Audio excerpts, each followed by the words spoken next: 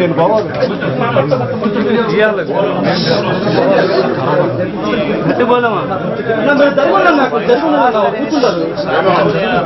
సామాన్య ఎంప్లాయీగా ఉన్నాడు, సామాన్య సామాన్య ఎంప్లాయీగా ఉన్నాడు, వైన్ షాప్లో పనిచేస్తాడు.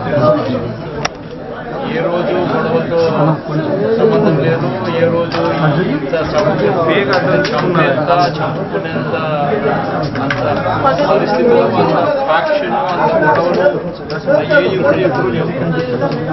అంతే కదా.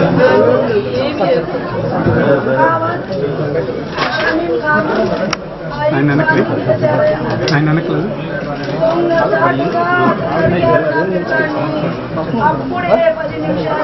సాక్షి తెలుసుకున్నాను.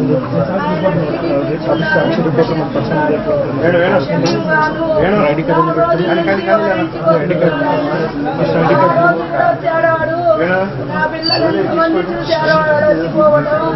నా పిల్లలకి న్యాయం చేయాలయ్యా. ఎప్పుడన్నా పార్టీ కోసమే బతికాడు, పార్టీ కోసమే ప్రేరణించాను అబ్బాయి. అలాంటి అబ్బాయి కాదు, తగులుపోయిన చాలా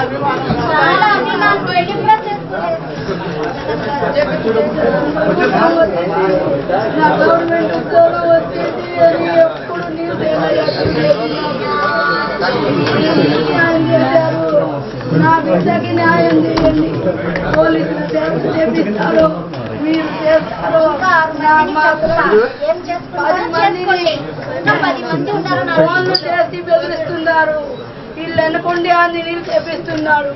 వీళ్ళిద్దరికి మేము కాను నేనుండా మీ అన్ని నీళ్ళు చేపిస్తున్నాడు. టీడీపీ గుండాగా ప్రోత్సహిస్తున్నాడు. గంజాయి తాగి వాడి మీద 3 కేసులు ఉన్నాయి. పోయిన అదే రోజు ఇంకొక అబ్బాయిని గొంతు కోసాడు. ఈసారి నా కొడుకుని టార్గెట్ చేశాడు. కేవలం పార్టీ వల్లే, నాకేం కక్షలు లేవు. వాడి ముఖం మేము చూసే ఎరగమయ్యా. ఆయన పని ఏందో ఆయన ఏందో తీరిపోతాడు, వస్తాడు. అప్పుడు కూడా షాపుకనే పోయాడు.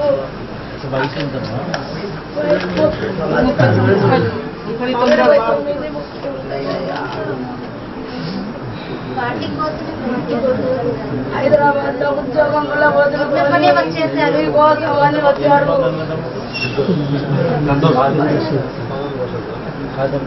అమ్మాయి చెల్లెలు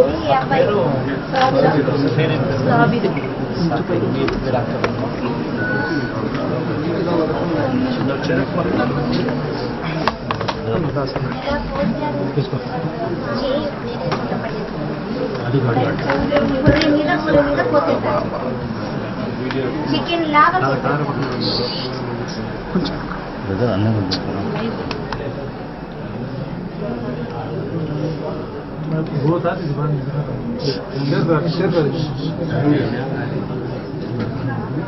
ఆ వీడియో తీసి అందరినీ భయపెడుతున్నారు. ఎవరికి ఫోన్ చేసినాడు?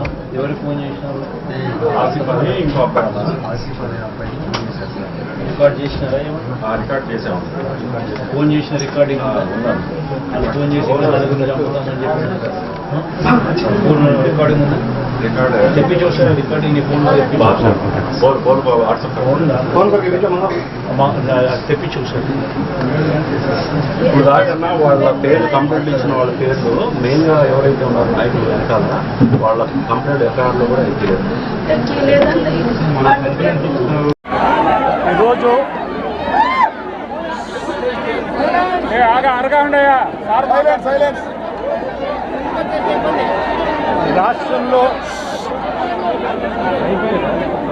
రాష్ట్రంలో ఈరోజు ఒక ఆటవిక పాలన సాగుతూ ఉంది. గత 45 రోజులుగా రాష్ట్రంలో పరిస్థితి ఏమిటి అని చెప్పి ఒకసారి ఏ సామాన్యుడిని అడిగినా కూడా ఆ ప్రతి సామాన్యుడి నోట్లో నుంచి కూడా వచ్చే మాట ఒకటి, ఈ రాష్ట్రంలో లా అండ్ ఆర్డర్ లేదు, ఈ రాష్ట్రంలో ఆటవిక పాలన సాగుతూ ఉంది, ఈ రాష్ట్రంలో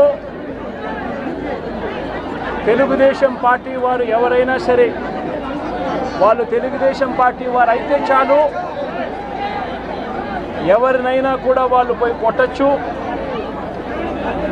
ఎవరి ఆస్తులైనా కూడా వాళ్ళు ధ్వంసం చేయొచ్చు, ఎవరినైనా హత్య చేయొచ్చు, ఎవరి మీదైనా హత్యా ప్రయత్నం చేయొచ్చు.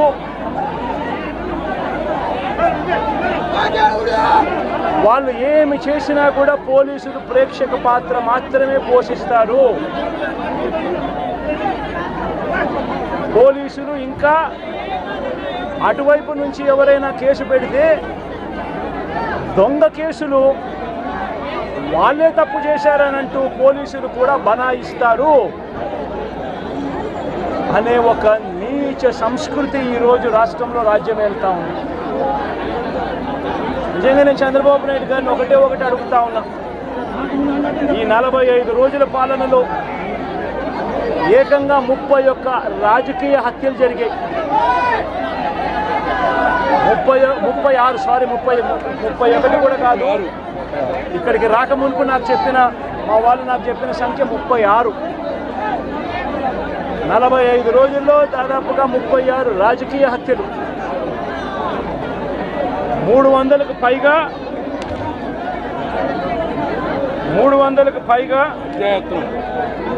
హత్యాయత్నాలు, 300కు పైగా హత్యాయత్నాలు. తెలుగుదేశం పార్టీ వాళ్ళ వేధింపులు భరించలేక 35 మంది ఆత్మహత్యలు చేసుకున్న పరిస్థితులు రాష్ట్రంలో ఉన్నాయి. 560 చోట్ల ప్రైవేట్ ఆస్తులను ధ్వంసం చేశారు. ఇంట్లో చొరబడుతున్నారు, ఆస్తులను ధ్వంసం చేస్తూ ఉన్నారు, షాపులను కాల్చేస్తూ ఉన్నారు. వైఎస్ఆర్సీపీ సానుభూతి పరుల చీనీ చెట్లను నరికేస్తూ ఉన్నారు. ఇటువంటి ప్రైవేట్ ఆస్తులు 560 చోట్ల ప్రైవేట్ ఆస్తులను ధ్వంసం చేశారు. 490 చోట్ల ప్రభుత్వ ఆస్తులను ధ్వంసం చేశారు. 490 చోట్ల ప్రభుత్వ ఆస్తులను ధ్వంసం చేశారు. ఇవి కాక 1000కి పైగా దౌర్జన్యాలు, దాడులు. 1000కి పైగా దౌర్జన్యాలు, దాడులు. ఈ 45 రోజుల్లో తెలుగుదేశం పార్టీ అధికారంలోకి వచ్చిన తర్వాత ఈ రాష్ట్రంలో ఇది లా అండ్ ఆర్డర్ పరిస్థితి. నేను అడుగుతా ఉన్నాను, ఒకసారి ఆలోచన చేయమని అడుగుతా ఉన్నాను. ఎంతటి దారుణంగా లా అండ్ ఆర్డర్ పరిస్థితి ఉంది అన్నదానికి నిదర్శనము ఈ రషీద్ కేసే ఒకటి తీసుకోండి, కావాలంటే రషీద్ కేసే ఒకటి కావాలంటే తీసుకోండి. ఇదే వినుకొండకు ఇంతకు ముందు ఎస్పీగా రవిశంకర్ రెడ్డి అని చెప్పి ఇంతకుముందు ఎస్పీగా ఉన్నారు. మంచి ఆఫీసరు, అప్రైట్ ఆఫీసరు. ఎన్నికల వేళ వీళ్ళకున్న పలుకుబడితో ఆ ఆఫీసర్ను తప్పించేశారు. తర్వాత వీళ్ళకు కావలసిన అధికారిని బిందు మాధవ్ అనే అధికారిని ఎస్పీగా తెచ్చుకున్నారు. ఈ బిందు మాధవ్ అనే అధికారి ఎస్పీ ఎంత అన్యాయస్తుడనంటే ఈ అన్యాయమైన ఎస్పీని సస్పెండ్ చేస్తూ ఎన్నికల కమిషనే స్వయంగా నిర్ణయం తీసుకొని ఈ బిందు మాధవ్ అనే అధికారిని సస్పెండ్ చేశారు. దాని తర్వాత ఎన్నికల కమిషనే మల్లికా గర్గ్ అనే ఒక మంచి ఆఫీసర్ను పెట్టింది. ఆ ఆఫీసరు చంద్రబాబు నాయుడు గారు అధికారంలోకి వచ్చిన వెంటనే ఆ ఆఫీసర్ను కూడా పంపించేశాడు. ఆ ఆఫీసర్ చంద్రబాబు నాయుడు గారి మనుషులకు తెలుగుదేశం పార్టీకి సహాయ సహకారాలు అందించను అంటే ఆ ఆఫీసరు వెళ్ళిపోయిన రోజు కొత్త ఎస్పీ శ్రీనివాసన్ అనే ఆయనను వీళ్ళకి సంబంధించిన ఆయన శ్రీనివాసన్ ఆయన తెచ్చుకున్నారు. ఈ కొత్త ఎస్పీ వచ్చిన 2 రోజులకే ఈ కొత్త ఎస్పీ వచ్చిన 2-3 రోజులకే హత్య జరిగింది. ఇది ఆ హత్య కూడా ఏమిటి, అత్యంత దారుణంగా నడి రోడ్డు మీద ప్రజలందరూ చూస్తూ ఉండగా అమాయకుడైన వ్యక్తి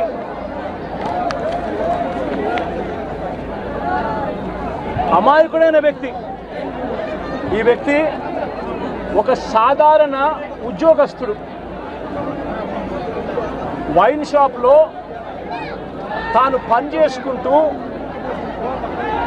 సూపర్వైజర్గా తాను పనిచేసుకుంటూ వైన్ షాప్లో తన జీవితం గడుపుతా ఉన్న ఒక సామాన్యమైన వ్యక్తి. ఇటువంటి వ్యక్తిని అతి కిరాతకంగా నడి రోడ్డు మీద అందరూ చూస్తూ ఉండగానే కిరాతకంగా కత్తి తీసుకొని అతి దారుణంగా నరకడము. ఆ నరుకుతూ వైఎస్ఆర్ కాంగ్రెస్ పార్టీకి సంబంధించిన సానుభూతి పరులందరినీ కూడా ఈ మాదిరిగా మేము నరుకుతాము అని చెప్పి రాష్ట్ర వ్యాప్తంగా ఒక మెసేజ్ పంపించడం కోసం అతి కిరాతకంగా నడి రోడ్డు మీద ఒక వ్యక్తిని నరుకుతారు. ఎంతటి దారుణంగా ఉంది అనంటే పోలీసు వ్యవస్థ వీళ్ళదే, ఇదే ఈనాడు, ఇదే ఆంధ్రజ్యోతి, ఇదే TV5 వీళ్ళందరూ కూడా పత్రికల ముసుగులో వీళ్ళు కూడా ఏ స్థాయికి దిగజారిపోయారో ఒక్కసారి గమనించమని అడుగుతా ఉన్నా. ఈనాడులో ఈరోజు నిన్ననో ఒక స్టోరీ, అప్పుడెప్పుడో మోటార్ బైక్ కాలిందట. ఆ మోటార్ బైక్ అనే వ్యక్తి కాల్చింది. ఆ మోటార్ బైక్ అనే వ్యక్తి ఈ జిలానీదే మోటార్ బైకు, అది వైఎస్ఆర్సీపీ వాళ్ళు కాల్చారట. అందుకనే 2 ఏళ్ల తర్వాత ఇది జరిగిందట అని చెప్పి ఒక దిక్కుమాలిన అబద్ధం చెప్తా ఉన్నారు. నిజంగా వీళ్ళు పత్రికలా, వీళ్ళు ఏమైనా పేపర్లా, టీవీలా? నిజంగా వీళ్ళంతా కూడా సిగ్గుతో తలంచుకోవాలి వీళ్ళు చేస్తూ ఉన్న దుష్ప్రచారాలకు, అబద్ధాలకు. తీరా చూస్తే ఆ మోటార్ బైక్ ఎవరిది అని అంటే ఆ మోటార్ బైక్ జిలాంది కాదు.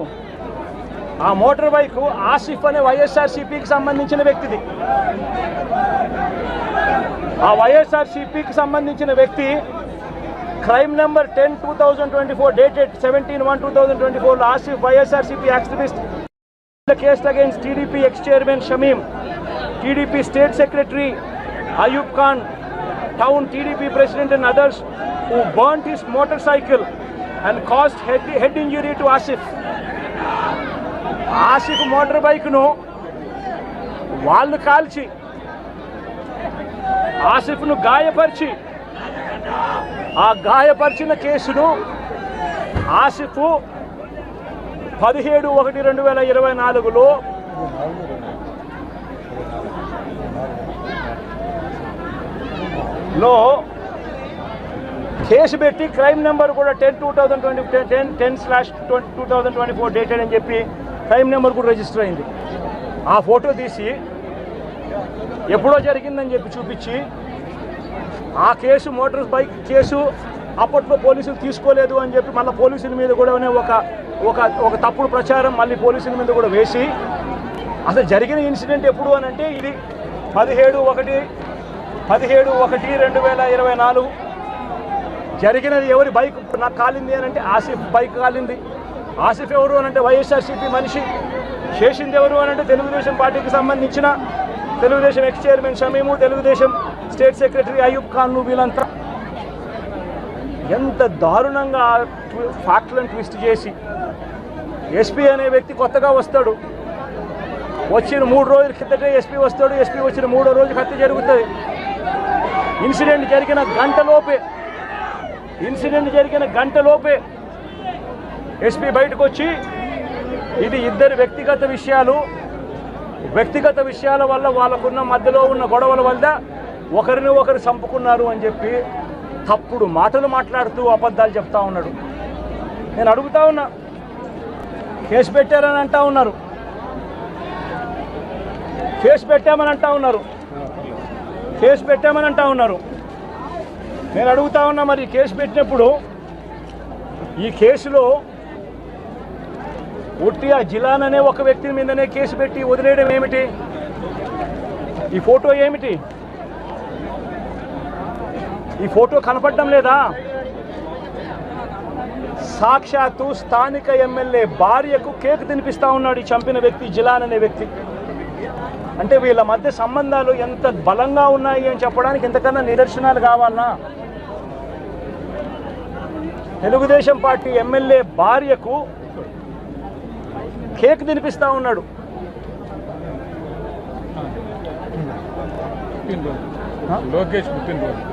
లోకేష్ పుట్టినరోజు నాడున వీళ్ళు కేక్ కట్ చేయడము, ఆ కేక్ మళ్ళీ ఈ జిలాన్ అనే వ్యక్తి ఎమ్మెల్యే భార్య కేక్ తినిపించడం. మరి ఇంత దారుణమైన ఇంత సత్సంబంధాలు కలిగిన వీళ్ళు, ఇది ఎమ్మెల్యేతో ఫోటో.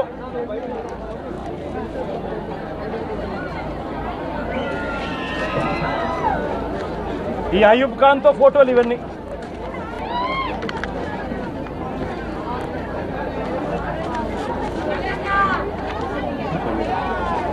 ఇది షబీం ఖాన్తో ఫోటోలు.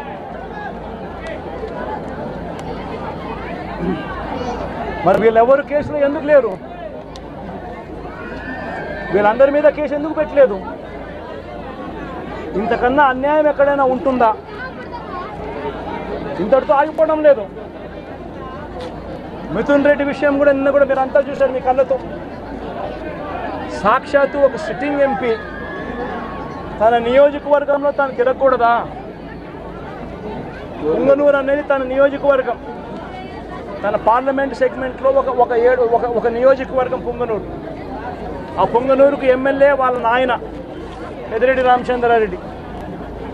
ఆ నియోజకవర్గంలో తాను రెడ్డెప్ప అని చిత్తూరుకు సంబంధించిన ఎక్స్ఎంపీ, ఆయన కూడా పుంగనూరులో నివాసుడు.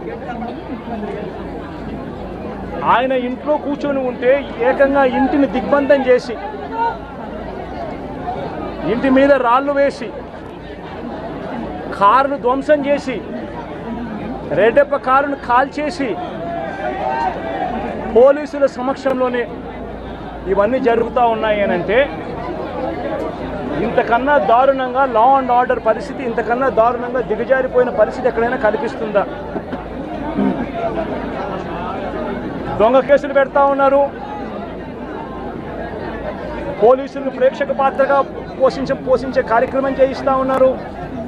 చివరికి ఏ స్థాయిలోకి లా అండ్ ఆర్డర్ వెళ్ళిపోతూ ఉంది అని అంటే లా అండ్ ఆర్డర్ గురించి పట్టించుకునే పరిస్థితిలో పోలీసులు ఎవ్వరూ లేరు. లా అండ్ ఆర్డర్ ఏ స్థాయిలో వెళ్ళిపోతూ ఉందనంటే చివరికి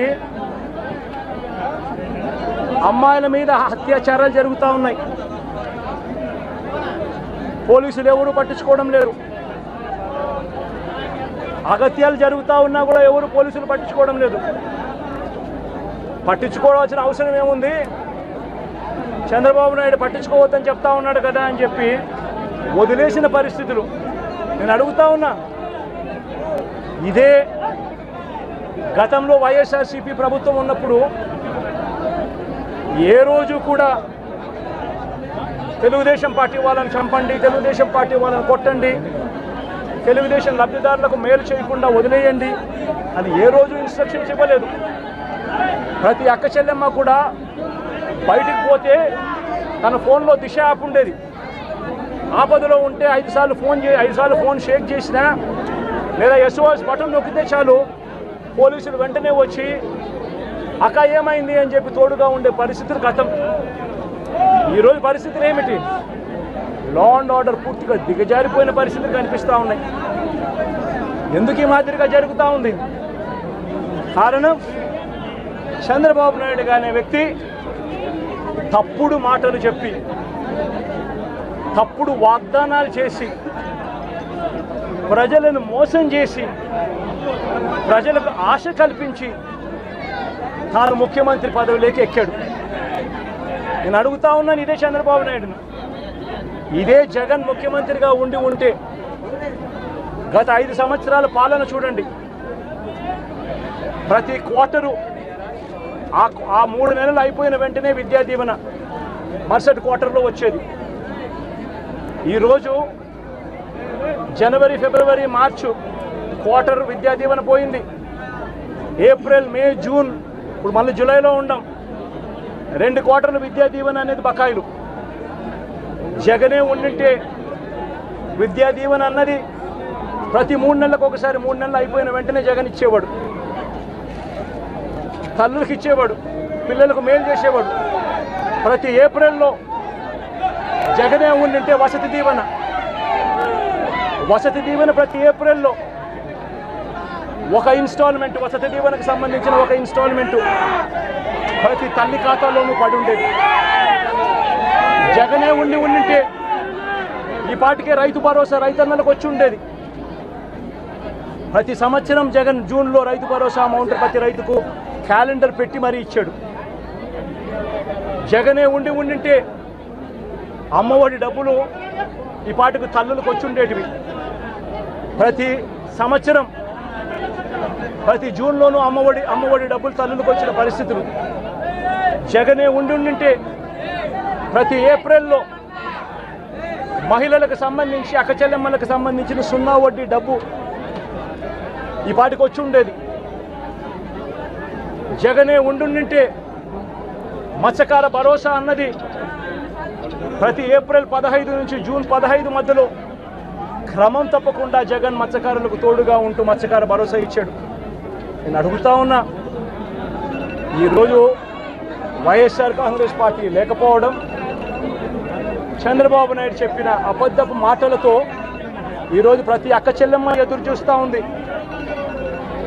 ఆ రోజు చంద్రబాబు నాయుడు అన్న మాట, జగన్ అయితే కేవలం ఒక్క 15,000 మాత్రమే ఇస్తాడు పిల్లల్ని బడికి పంపిస్తే, చంద్రబాబు నాయుడు అధికారంలోకి వస్తే 15,000 నీకు, 15,000 నీకు, 15,000 నీకు, 15,000 నీకు, 15,000 నీకు, నలుగురున్నారా మీ ఇంట్లో పిల్లలు 60,000, మళ్ళా ఇంట్లో వాళ్ళ అమ్మను చూపించి మీకు 18,000. ఇవన్నీ మాటలు మాట్లాడి ఈరోజు ప్రతి అక్క అడుగుతూ ఉంది, ఎన్నికలప్పుడు నువ్వు చెప్పిన మాట ఏంది? ప్రతి 18 సంవత్సరాలు నిండిన ప్రతి వయసు గల వ్యక్తి అక్క, 18 నుంచి 59 సంవత్సరాలు గల వయసు గల అక్క చెల్లెమ్మకు ప్రతి నెల 1,500 ఇస్తానన్నావు. ఈరోజు రాష్ట్రంలో ఓటర్ల జాబితా తెలుసు మీకు, 4,12,00,000 మంది ఓటర్లు ఉన్నారు. ఓటర్ల జాబితా అంటే దాని అర్థం ఏమిటి? దాని అర్థం వాళ్ళందరూ కూడా 18 సంవత్సరాలు పైబడిన వయసు పడిన వాళ్ళనే కదా దాని అర్థము. మరి అందులో 2,10,00,000 మంది అక్క చెల్లెమ్మలు ఉన్నారు, 18 సంవత్సరాలు పైచిలుకు పడిన వాళ్ళు. ఆ 2,10,00,000 మంది అక్క చెల్లెమ్మలకు పెన్షన్ తీసుకుంటున్న వాళ్ళు కాస్తో కూస్తో కొంచెం పక్కన పెట్టినా కూడా 1,80,00,000 మంది అక్క చెల్లెమ్మలు ఈరోజు మాకు 1,500 ప్రతి నెల ఇస్తానన్నావు, ఏమైంది మా 1,500, మా పరిస్థితి ఏమిటి, నీకు ఓటేసాం నీ మాటలు నమ్మి అని చెప్పి అడుగుతూ ఉన్నారు అక్క చెల్లెమ్మలు. ప్రతి అక్క ప్రతి పిల్లలు అడుగుతూ ఉన్నారు. జగన్మామ ఉన్నప్పుడు క్రమం తప్పకుండా జగన్మామ 15,000 మా అమ్మకి ఇచ్చేవాడు అమ్మఒడి కింద. నువ్వు తల్లికి వందనం అన్నావు, మా ఇంట్లో 4 పిల్లలు ఉన్నారు, 60,000 మా ఇంటికి ఇస్తానన్నావు, ఎప్పుడు ఇస్తావు, ఎందుకు ఇవ్వడం లేదు అని చెప్పి అడుగుతూ ఉన్నారు. పిల్లలు అడుగుతూ ఉన్నారు, తల్లులు అడుగుతూ ఉన్నారు, ప్రతి రైతు అడుగుతూ ఉన్నాడు. వ్యవసాయం మొదలైపోయింది, వేగంగా నీకు వ్యవసాయం పనులు జరుగుతూ ఉన్నాయి. రైతు భరోసా సొమ్ము జగన్ ఉంటే వచ్చేది, నువ్వు 20,000 రూపాయలు ఇస్తానన్నావు. రైతు భరోసా కింద, పెట్టుబడి సహాయం కింద 50 లక్షల మంది రైతన్నలు ఇవ్వాలి అడుగుతూ ఉన్నారు. మా పెట్టుబడి సాయం కింద 20,000 ఇస్తానన్నావు, ఏమైంది ఆ డబ్బు అని చెప్పి రైతన్నలు ఎదురు చూస్తూ అడుగుతూ ఉన్నారు. ఈరోజు అక్క చెల్లెమ్మలు, పొదుపు సంఘాల్లో ఉన్న అక్క చెల్లెమ్మలు అడుగుతూ ఉన్నారు. ఏప్రిల్లో పొదుపు సంఘాలకు 0 వడ్డీకి సంబంధించిన 0 వడ్డీ డబ్బులు కట్టాలి. మరి ఎందుకు సున్నా వడ్డీ డబ్బులు మాకు ఎందుకు కట్టడం లేదు అని అక్క చెల్లెమ్మలు అడుగుతూ ఉన్నారు. చదువుకుంటున్న పిల్లలు అడుగుతూ ఉన్నారు. ఆ అక్క చెల్లెమ్మలు అడుగుతూ ఉన్నారు. ఆ పిల్లలు చదివిస్తూ ఉన్న అక్క చెల్లెమ్మలు మా పిల్లలు చదువులు పోతూ ఉన్నారు. కాలేజీలు అడుగుతూ ఉన్నాయి ఫీజులు కట్టమని చెప్పి, సర్టిఫికెట్లు ఇవ్వమంటున్నాయి. సర్టిఫికెట్లు ఇవ్వమని చెప్పి కాలేజీలు అంటూ ఉన్నాయి. 2 క్వార్టర్లు 2 త్రైమాసికాలకు సంబంధించి విద్యా దీవెన ఇవ్వడం లేదు, ఎందుకు ఇవ్వలేదు అని, వసతి దీవెన ఎందుకు ఇవ్వడం లేదు అని చెప్పి తల్లులు అడుగుతూ ఉన్నారు. మత్స్యకారులు అడుగుతూ ఉన్నారు మత్స్యకార భరోసా ఏమిటి అని చెప్పి. ఇవన్నిటి నుంచి కూడా చంద్రబాబు నాయుడు ప్రజలను దారి తప్పించేందుకు, ప్రజలెవరూ కూడా ప్రశ్నించే పరిస్థితి రాకూడదు అనే ఉద్దేశంతో ప్రజల్లో భయాందోళన క్రియేట్ చేసే కార్యక్రమంలో భాగంగా ఈ మాదిరిగా దాడులు చేస్తూ, ఈ మాదిరిగా అన్యాయాలు చేస్తూ, ఈ మాదిరిగా తాను దిగజారిన రాజకీయాలు చేస్తూ ఉన్నాడు. ఇది నేను ఒకటే హెచ్చరిస్తూ ఉన్నా, ఖచ్చితంగా వీటి మీద ప్రొటెస్ట్ జరుగుతుంది. అసెంబ్లీ రోజున, గవర్నర్ ప్రసంగం రోజున ఉభయ సభలను ఉద్దేశించి గవర్నర్ మాట్లాడే ప్రసంగంలో గవర్నర్ను ఖచ్చితంగా నిలదీస్తూ, గవర్నర్ ప్రసంగాన్ని అడ్డు తగులుతూ, గవర్నర్ను ఖచ్చితంగా నిలదీస్తూ వైఎస్ఆర్సీపీ గలం విప్పుతుంది. దాని తర్వాత ఖచ్చితంగా మళ్ళీ మంగళవారము వైఎస్ఆర్సీపీకి సంబంధించిన ఎమ్మెల్సీలు, ఎమ్మెల్యేలు, ఎంపీలు, రాజ్యసభ సభ్యులు, లోక్సభ సభ్యులు అందరూ కూడా ఢిల్లీకి వెళ్తారు. వెళ్ళి బుధవారము ఢిల్లీలో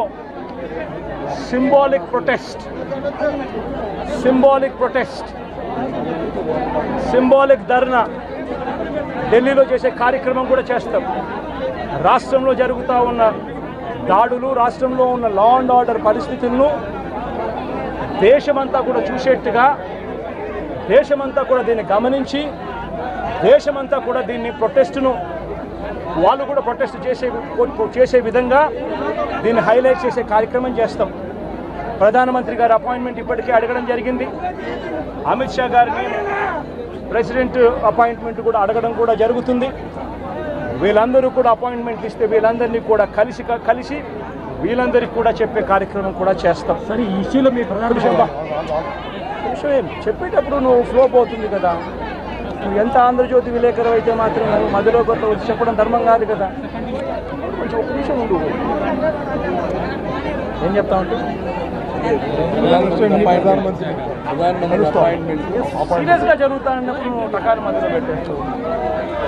ప్రధానమంత్రి అపాయింట్మెంటును, హోంమంత్రి అపాయింట్మెంటు, ప్రెసిడెంట్ గారి అపాయింట్మెంటు, వీళ్ళ ముగ్గురు అపాయింట్మెంట్ కూడా అడగడం జరుగుతూ ఉంది. వీళ్ళ ముగ్గురిని కూడా కలిసే కార్యక్రమం కూడా జరుగుతుంది. వాళ్ళ అపాయింట్మెంట్లు ఇస్తే వాళ్ళని కూడా కలిసే కార్యక్రమం జరుగుతుంది. జరిగి వీళ్ళందరినీ కూడా రాష్ట్రంలో జరుగుతూ ఉన్న దిగజారిన పరిస్థితులను ఎక్స్ప్లెయిన్ చేసి, రాష్ట్రంలో ప్రెసిడెంట్ రూల్ పెట్టాల్సిన అవసరం ఎంత ఉంది అని చెప్పి కూడా గట్టిగా వాళ్ళ దృష్టికి తీసుకొని పోవడం కూడా జరుగుతుంది. కన్ను చెప్పమైన అడుగుతున్నారు. ప్రధానమైన డిమాండ్ ఈ ఇన్సిడెంట్లో అన్నా, ఈ ఇన్సిడెంట్లో ప్రధానమైన డిమాండ్ ఈ ఇన్సిడెంట్లో ప్రధానమైన డిమాండ్ ఒకటేనా, ఆ కుటుంబం ఏం పాపం చేసిందని చెప్పి ఆ కుటుంబంలో ఒక మనిషిని చంపారు. చంపడమే కాకుండా ఆ కుటుంబాన్ని అప్రతిష్ట పాలు చేస్తూ, ఆ పిల్లాడి మీద ఎలాంటి చెప్పుకోదగ్గ హత్యలు చేసిన కేసులో, లేకపోతే ఒక ఫ్యాక్షన్ కేసులో, లేకపోతే తనను ఒక ఫ్యాక్షన్ లీడర్ కిందనో, ఒక హత్యలు చేసిన వ్యక్తి కిందనో తనను ఒక ప్రొజెక్ట్ చేసి పోలీసులు ఏ రకంగా ఆ వ్యక్తి, ఆ పిల్లాడి వ్యక్తి ఆ జీవితము, ఆ కుటుంబం జీవితంతో చెలగాటలాడుతూ ఏ రకంగా వ్యక్తిత్వ హరణ చేస్తూ ఉన్నారు. ధర్మమేనా? రేపొద్దున మీకైనా కానీ ఎవరైనా కూడా ఇదే మాదిరిగా చేసి మీరు హత్య కాబడితే సింపతైజ్ చేయాల్సింది పోయి సింపతైజ్ చేయకపోగా మీరు హత్య రాజకీయాలు చేసేవాళ్ళు అన్నట్టుగా, మీరు ఫ్యాక్షన్ రాజకీయాల్లో ఉన్నట్టుగా, మీరు ఇంతకుముందు ఏదో చేశారని చెప్పి తప్పుడు ప్రచారం చేసి ఆ తప్పుడు ప్రచారంలో భాగంగా మిమ్మల్ని చంపారని చెప్పి మీ మీద చేస్తే మీకు నచ్చుతుందా? కనీసం పోలీసులు అనే వాళ్ళు ప్రేక్షక పాత్ర వీడి చంద్రబాబు నాయుడు అనే వ్యక్తి క్షమాపణ చెప్పాలి. మోస్ట్ ఇంపార్టెంట్ థింగ్, రాష్ట్రంలో జరుగుతూ ఉన్న దాడులను తాను ఖండించి క్షమాపణ చెప్పి ఇక మీదట ఇలాంటి పరిస్థితులు ఉండవు అని చెప్పి ప్రజలకు భరోసా ఇవ్వాలి. వైఎస్ఆర్సీపీకి ఓటు వేసిన వాళ్ళకు కూడా భరోసా ఇవ్వాలి. ఎందుకనంటే ఈరోజు ముఖ్యమంత్రిగా తాను ఉన్నాడు అని అంటే కేవలం వైఎస్ఆర్సీపీ నుంచి కూడా ఒక 10% ఓట్లు అటువైపున తన మోసానికి అటువైపున నమ్మి అటువైపున పోయిన ఓట్లే కదా. ధర్మంగా అది కదా ఈ మాదిరిగా చేయడం. మొట్టమొదటిసారిగా చంద్రబాబు నాయుడు క్షమాపణ చెప్పాలి. పోలీసులు వాళ్ళ విధులు నిష్పక్షపాతంగా చేసే విధంగా పోలీసులు అడుగులు ముందుకు వేయాలి. ఇవన్నీ జరిగే దానికోసమే ఒత్తిడి తీసుకొచ్చే కార్యక్రమంలో భాగంగా ఇవన్నీ చేస్తారు.